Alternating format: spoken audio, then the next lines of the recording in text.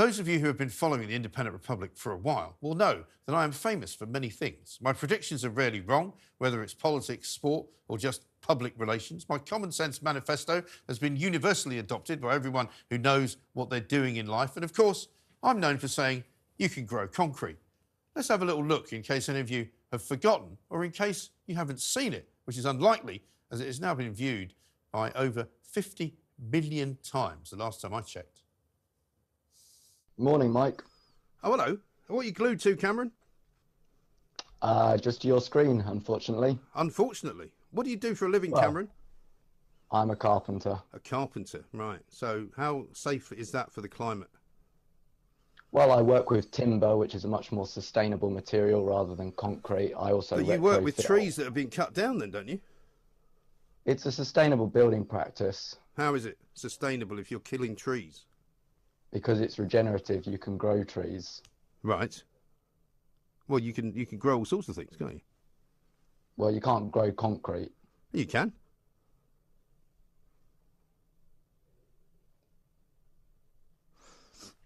See you, Cameron. Cheerio. That was Cameron. He grows trees and then cuts them down and then makes things from them. Brilliant. Marvellous.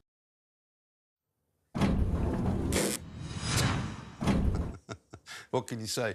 You may remember that I was roundly ridiculed for suggesting that concrete could, in fact, be grown. I was declared the thickest man on the planet by an Australian comedian. The TalkTV clip was shown on Have I Got News For You twice. It was on The Last Leg as well, who actually used a prop of some concrete in a plant pot, and on TV shows from Turkey to Mexico.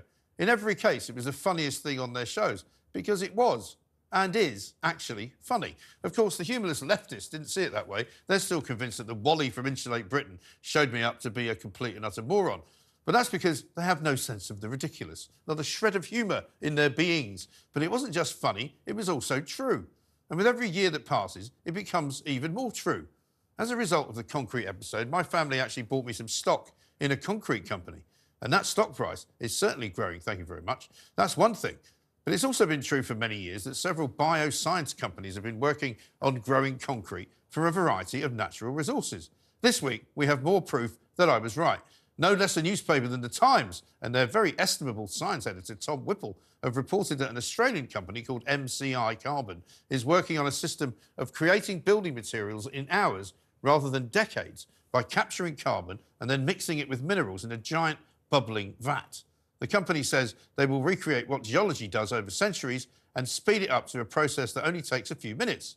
And as a result, they'll be able to decarbonise heavy industry while actually manufacturing carbon-negative building materials, including, wait for it, concrete. Now, that's a green agenda that I can get on board with.